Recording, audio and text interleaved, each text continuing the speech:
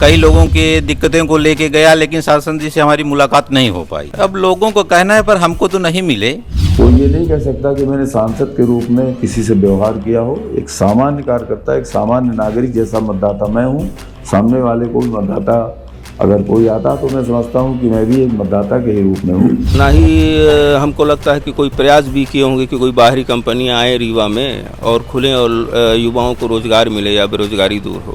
Smart city हम घोषित नहीं हुए, लेकिन स्मार्ट सिटी से ज़्यादा डेवलपमेंट हमारे यहाँ हुआ है। उनके कामों से हम बहुत खुश नहीं हैं, क्योंकि उनको क्षेत्र में पाया ही नहीं जाता है कि वो कहाँ हैं, कहाँ रहते, कहाँ नहीं रहते हैं। हमारे क्षेत्र की संसदीय व्यवस्थाओं की अलग अलग तासीर है, व्यवस्थाएं हैं, उनको संसद में नहीं उठा पाए हैं। ये रीवा लोकसभा निर्वाचन क्षेत्र है। यहाँ के सांसद जनार्दन मिश्रा हैं।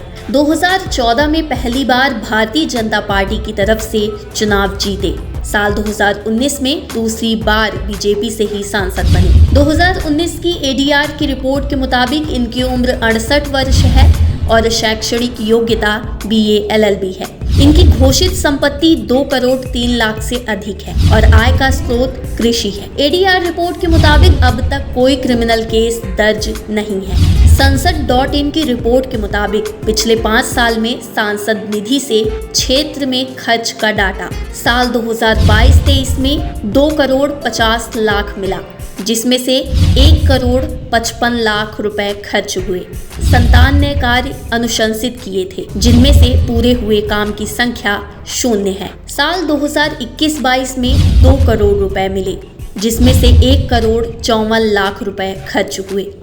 सांसद ने 56 कार्य अनुशंसित किए थे, जिनमें से पूरे हुए काम की संख्या 1 है। साल 2020-21 में 0 करोड़ रुपए मिला, जिसमें से 0.72 करोड़ रुपए खर्च हुआ। सांसद ने 29 कार्य अनुशंसित किए थे, जिनमें से पूरे हुए काम की संख्या 25 है। साल 2019-20 में 5 करोड़ रुपए मिले, जिसमें से 4 करोड़ 59 लाख रुपए खर्च हुए। सांसद ने 187 कार्य अनुशंसित किए थे, जिनमें से पूरे हुए काम की संख्या 162 है। पिछला चुनाव शिक्षा, स्वास्थ्य, रीवा को स्मार्ट सिटी बनाने जैसे कई मुद्दों पर लड़ा था। जनार्दन मिश्रा का राजनीतिक सफर। साल 2014 में बीजेपी की तरफ से चुनाव लड़े और जीत दर्ज की। साल 2019 में दूसरी बार बीजेपी की टिकट पर सांसद बने। क्षेत्र के लोगों की इनसे क्या शिकायत है, सुनिए। वो नाम मात्र के सांसद हैं, जो पद है वो पद को संभाले हुए हैं। दो मतलब पंचवर्षीय से यही कर रहे हैं, बाकी ऐसा कोई विशेष उनका कुछ भी नहीं है। एक्चुअली में जो जनार्दन मिश्रा जी जीतेंगे वो अपने बलबूते पर, अपने विकास पे नहीं जीतेंगे। जो वोट दे रहे हैं लोग, वो मोदी जी के नाम पे दे सकते हैं, लेकिन अगर पर्सनली उनकी बात किया जाए तो अपने पर्सनल व्यक्तित्व पे नहीं जीत सकते हैं। वही सांसदीय क्षेत्र तो उन्हीं का, जैसे त्योंथर है, मऊगंज है, बहुत सारे हैं, लेकिन वो वहाँ पे एक्टिव नहीं है। कई लोगों के दिक्कतों को लेके गया, लेकिन शासन जी से हमारी मुलाकात नहीं हो पाई। अब लोगों को कहना है, पर हमको तो नहीं मिले।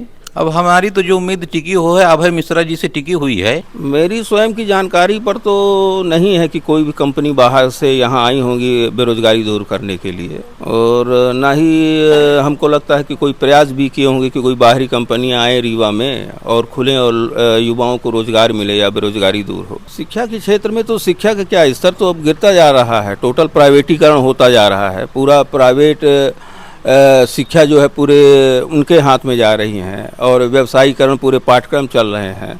तो वो तो एक परिवार की दृष्टि से अगर देखा जाए तो लोगों पर पैसे का वजन बढ़ता जा रहा है कि टोटल जितनी भी व्यवसायिक पढ़ाइयाँ हैं तो वो कोई 25,000 का या 50,000 का कोर्स हो रहा है। तो ये अगर शासकीय स्तर पर देखा जाए तो कोई प्रयास नहीं है। हमारे क्षेत्र की संसदीय व्यवस्थाओं की अलग अलग तासीर है, व्यवस्थाएं हैं। वो कुछ विषय हमारे रीवा के, जैसे बेरोजगार युवाओं को लेकर है, यहाँ की बेरोजगारी को लेकर है, रीवा की व्यवस्था को लेकर है, उनको संसद में उठा पाने में थोड़ा सा। उनके कामों से हम बहुत खुश नहीं हैं, क्योंकि उनको क्षेत्र में पाया ही नहीं जाता है कि वो कहाँ हैं, कहाँ रहते, कहाँ नहीं रहते हैं। बस एक मोदी जी के नाम पे वोट पा जाते हैं तो हो गए, उसी के वो है, लहर चल जाती है। प्रधानमंत्री राहुल गांधी को देखना चाहूँगा, क्योंकि उनका जो कार्य करने का जो शैली है कार्य करने की, उनकी काफ़ी अच्छी है। भारत को जो युवा है वो बेरोजगार है, उसको मैं ये चाहूँगा कि उनकी बेरोजगारी जो दूर करे उनकी समस्याओं का निराकरण हो, ये सारी चीज़ों पे जो है तो मैं उनको वो करूँगा। लोगों की शिकायत पर सांसद ने क्या जवाब दिया? मैंने अस्पताल के लिए लगभग 1 करोड़ से ऊपर राशि स्वास्थ्य ये संजय गांधी अस्पताल के लिए दिया।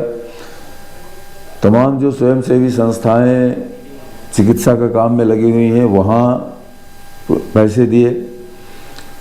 सरस्वती विद्यालय जो बहुत ही अच्छे गुणवत्तापूर्ण और अपनी सांस्कृतिक पहचान को लेकर के विद्यार्थियों का और बच्चों का निर्माण करती हैं, उनके लिए मैंने पैसे दिए। बाकी रोड है, सड़क है, नाली है, इस तरह के कामों के लिए पैसे मैंने दिए हैं। और आरोपों का जहाँ तक सवाल है, जो नॉर्म्स तय हैं और अधिकतम काम सरकारी एजेंसियों ने किया है।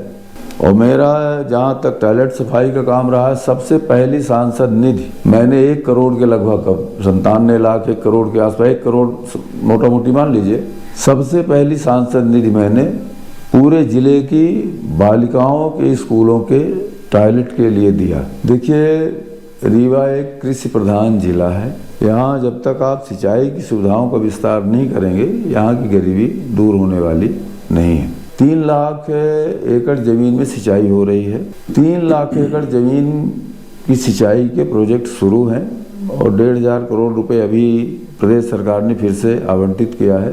सांसद जी ने अपना जवाब तो दे दिया है, अब बारी आपकी है। उनका काम कैसा रहा, इसका फैसला आप करें। अधिक से अधिक मतदान करें, अपने अधिकार का उपयोग करें, क्योंकि चुप रहना विकल्प नहीं।